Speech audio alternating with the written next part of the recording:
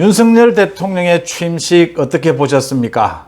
청와대가 개방되는 현장 또 어떻게 보셨습니까? 송은재TV 시작합니다. 윤석열 대통령, 대한민국 20대 대통령이 오늘 취임했습니다. 오늘 취임식과 윤석열 정부의 출범, 의미, 지금 당장 해결해야 될 급선무 여러분들과 함께 따져보겠습니다.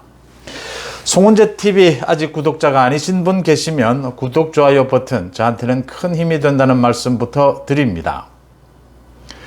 오늘 취임식의 하이라이트는 언제나 대통령이 국민에게 던지는, 또 전 세계에 던지는 메시지죠. 가장 아마 많이 이야기한 것, 가장 핵심적인 것, 자유.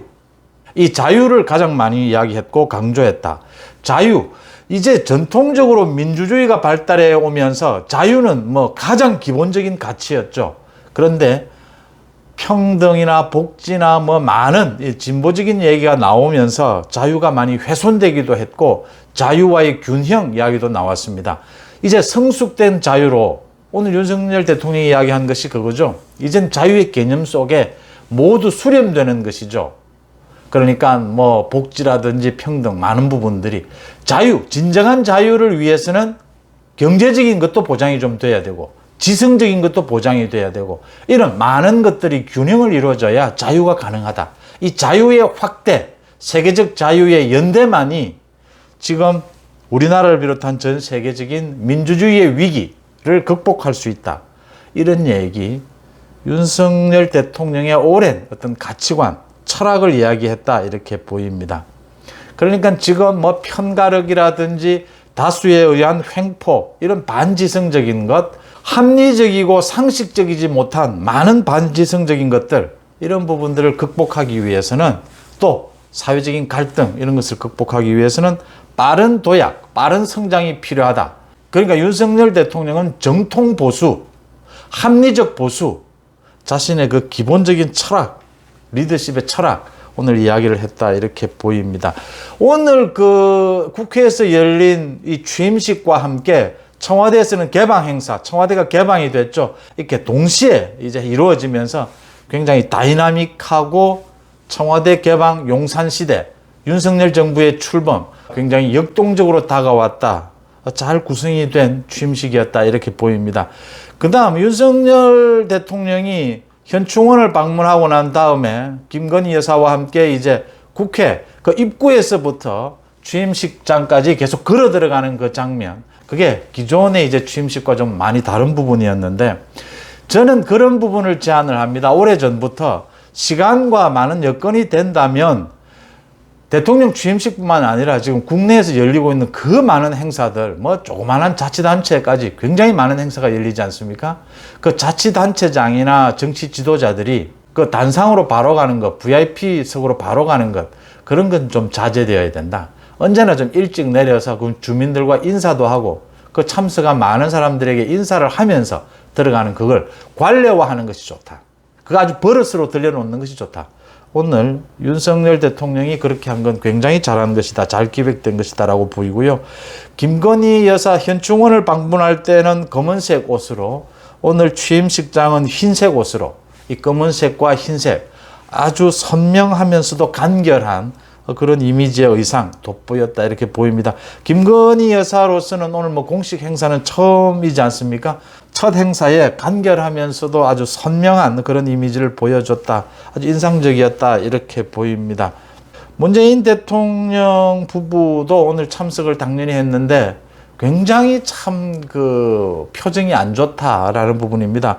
문재인 대통령이 퇴임 점에서 윤석열 대통령과 이렇게 각을 세우고, 자신은 나름대로 정치적 계산을 해서 하는 부분이겠지만 굉장히 참 얼굴이, 표정이 안 좋아졌다.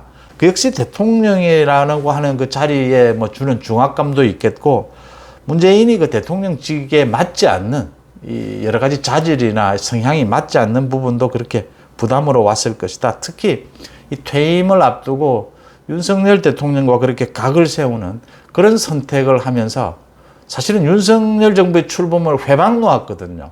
이렇게 회방 놓는 이런 걸 하면서 오늘 그 취임식에서도 굉장히 표정이 좋지도 않고 여러 가지 좋지 않은 모습을 보였다. 윤석열 대통령은 오늘 새벽 0시를 기해서 이제 국군 통수권자로서 현재 국방 상황을 보고받는 것으로 업무를 시작을 했습니다. 사실상 뭐 그것은 좀 의례적인 부분이 있고요. 이제 취임식이 끝나고 난 다음에 용산 대통령 집무실로 가게 될 테고, 오늘 내 외빈들 만찬도 준비되어 있고요. 굉장히 바쁜 하루를 보내게 되는데, 윤석열 정부의 첫 과제는 이제 내각을 어떻게 꾸리느냐라는 부분입니다. 민주당이 지금 한덕수 총리에 대한 인준, 어제 한동훈 오늘 새벽 3시까지 후보자에 대한 인사청문회를 했는데, 민주당이 정말 창피한 모습을 보여줬지 않습니까? 뭐 개망신을 당했다 이렇게 이야기되는데, 민주당도 못했고요. 한동훈 후보자가 굉장히 현명하게 잘 대처했다라고 하는 부분입니다. 그러니까 당당하게 또 법리적으로 해명하고, 그다음 그 자녀 부분이나 이런 부분에 있어서는 선을 그어서 사과할 부분과 사과하지 않을 부분 잘 구분해서 잘 대처했다. 굉장히 현명하다. 경험이 많지 않을 텐데 그런 느낌을 받았습니다. 문제는 이제 민주당이 굉장히 어려워졌다. 민주당이 무리에 무리를 계속하면서 금수완박, 뭐 이재명의 출마, 그다음 인사청문회를 가지고 이렇게 발목 잡기를 하면서, 민주당이 지금 제가 보기에는 한덕수 인준을 하는 것이 그나마 국민 여론 더 나빠지는 것을 막는 일인데, 민주당이 그런 결단을 할 수 있을까? 일단 한동훈 후보자에 대해서도 임명을 반대하고 있는 상태입니다. 한동훈 낙마를 위해서 지금 한덕수를 쥐고 있는 이런 모양인데, 한덕수와 한동훈 이렇게 민주당이 발목을 잡는 이 부분에 대해서 여론이 굉장히 나빠지고 있는데도 민주당이 아마 이 자세를 바꾸는 이런 결단을 내리지는 못할 것이다. 그러면 윤석열 대통령은 이제 국무총리는 제외하고 장관들은 전체 모두 임명을 강행할 수밖에 없다, 이렇게 보입니다.